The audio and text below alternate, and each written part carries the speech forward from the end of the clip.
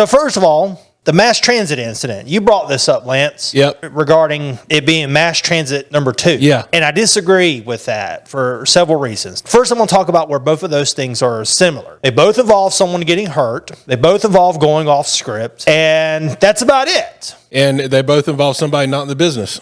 Well, yeah, that too. But I think that's a big part of it. I think that's the biggest parallel with the two situations. But the difference here is that the mass transit dude, he lied and said that he was a wrestler. Right. And even had people vouch for him saying that he's trained. And, oh, yeah, and I'm also not 17. Everybody thought that mass transit was a wrestler. Everybody thought that he was of age, that he was 18, able to consent to this kind of stuff. There was no vetting done, which should have been done, I will say. I'm not trying to defend what happened. That should have been done. He shouldn't have been allowed in the ring. There was a criminal trial about this incident. There was a lawsuit about this incident. And mass transit and his family lost both. New Jack was found not guilty because mass transit said, hey, would you blade me? There's a reason why people blade themselves in wrestling is because you can actually feel your own head when you're cutting yourself. Probably shouldn't use a surgical scalpel to blade somebody else. So that's where New Jack was probably in the wrong. Neither one of these situations should have happened, but I think Raja's situation is going to involve some legal ramifications. And I think it's obvious that he's guilty of a crime. If you watch the footage, the Raja situation was different in that there was a non-trained MMA fighter that was backstage in this, apparently this tent that was being used as a dressing room. And he was backstage. Psycho Stu, we don't know the whole story. I heard that Psycho Stu thought that he was a wrestler.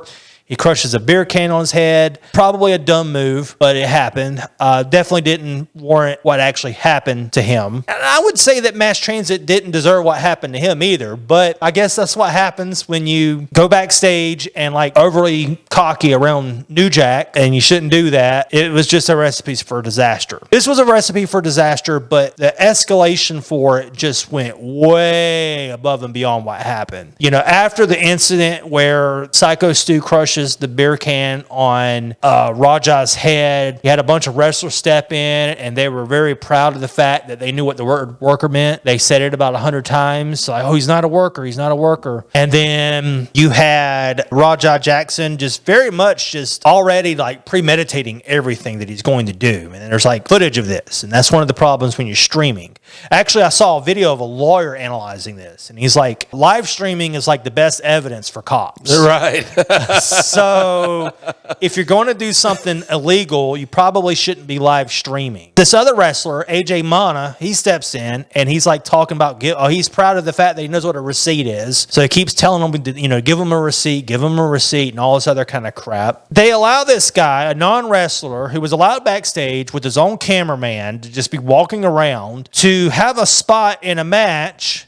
Nobody stepped in and said, maybe we shouldn't do this. There's some real heat here. There's some real tension. Maybe they thought it was squashed. I don't know, but it wasn't apparently. And you've all seen the footage. He beats him with, I've heard 21, 22, 23 punches, real punches from an actual trained fighter. And Stu did not see this coming. He thought this was just part of the show, that this guy was going to do a takedown. But even with the initial takedown, it looks like Stu's out because his head hits the mat. He doesn't lay down flat. If it wasn't for Mello, who stepped in during the match, who's left this company, Knox Pro Wrestling, if it wasn't for him, and he nearly got injured himself because you see Raja trying to do a double leg takedown on him as well. If it wasn't for Doug stepping in, Doug the Elite Mello, he might have killed the guy. Situation with mass transit was pretty bad. I mean, you could see the blood coming out of the arteries, but he was still flipping people off when he was being carried out on a stretcher. Psycho Stu nearly died, and then they pin him at the end of the match, which I'm just like, what the hell? Yeah. Okay, so I couldn't help but notice some things based off of my experience being a manager, an announcer, and also playing the role of a fictional owner of the company. I've done several things,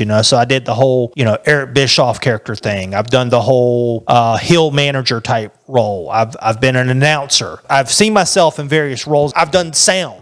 I mean, I've done everything except for be a referee, and I've never been a wrestler. Even at these out in the middle of nowhere, rural South Georgia, North Florida wrestling shows that I would find myself in, nobody except for people on the show were allowed backstage. If you weren't part of the show, you had no business being back there. In this situation, you had a guy who was not a wrestler, didn't know all these technical jargons. He didn't know what a worker was. He didn't know what a receipt was. He obviously didn't know what a receipt was because that wasn't a receipt. It was, once again, a non-trained celebrity getting involved in the match. We don't need untrained guys in the business. You know, it's like with me, for example, you know, I knew a few things. I knew how to keep myself safe, but I wasn't going to go out there and do anything out of the ordinary for me. That wouldn't make sense. Once again, my job was to make them look good. Raja was out there for himself. So like future implications of for wrestling, I don't think that non-trained celebrities should have anything to do with any kind of action in wrestling. Stay out of it. Those are my thoughts, Lance. What are your thoughts on that? You know, I like I said, I don't want to act like I know everything just because I did some indie stuff. I just remember how some things were done. You know, I learned from it, and I learned some things that you're not supposed to do. Yeah, so I think it exposes some of the security holes in the indies, right? Look, if you go to a WWE show or an AEW show, you're not getting backstage if you're not supposed to be there. No. You're not going to get back there. Indie show, it's likely you could just walk back there without anybody saying anything to you. It's possible. Depending on the very indies. possible. Depending on the show and the promotion, it's possible you could just walk back there and nobody will say a word to you. That guy was backstage without even trying to get backstage. He might not have even known he was backstage. I don't know. Well, he was being escorted by a wrestler, I believe. I don't know that. Okay. That may be. I may be spreading false information. Okay, so on that one. if a wrestler brought him back there, then that wrestler needs to be handled. But I think, well, I think he has been. I think he might have been with AJ Mana. I'm not 100% sure on that, but from my understanding, AJ Mana is no longer a wrestler. He even lost his day job, according to AJ Mana. There's only some people that should be in a ring.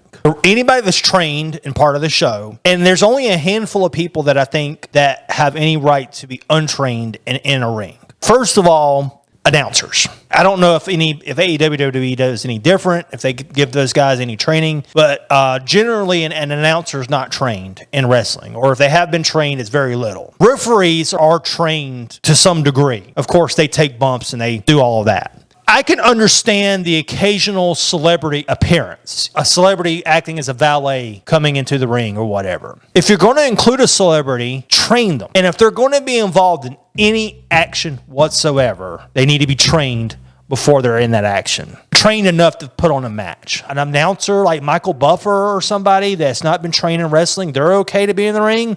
And then when the match is about to start, those people get out and they go ringside somewhere and they stay there and they don't get involved. And everybody knows where they're at and everybody knows where they're sitting so that they don't get hurt unnecessarily. I could even tolerate a valet that doesn't know how to wrestle if they're prepared for certain spots they may be involved in. But generally, a manager needs to have some training to be involved in wrestling. And the same thing goes for any personalities. That's why you often see guys like Adam Pearce, being the authority in these fictional roles because they actually know how to take a bump. Teddy Long was real good. Teddy Long has done everything. Referee, play authority figure. He knew how to take a bump if he needed to take a bump. You need to make sure that you keep everybody that's not a wrestler safe. And you also need to make sure, as this reveals, the Raja Jackson situation, you need to keep the wrestler safe from other people.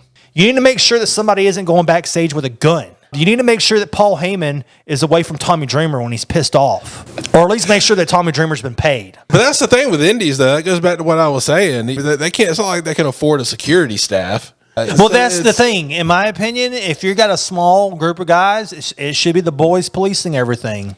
I agree. And the owner of the company. Ultimately, it's his job at the end of the day to make sure. Yeah. And that's the thing. If somebody was trying to go backstage at one of our shows, they would have a whole group of guys forcing them out. That's the way it should be, but that's not what happened in this situation.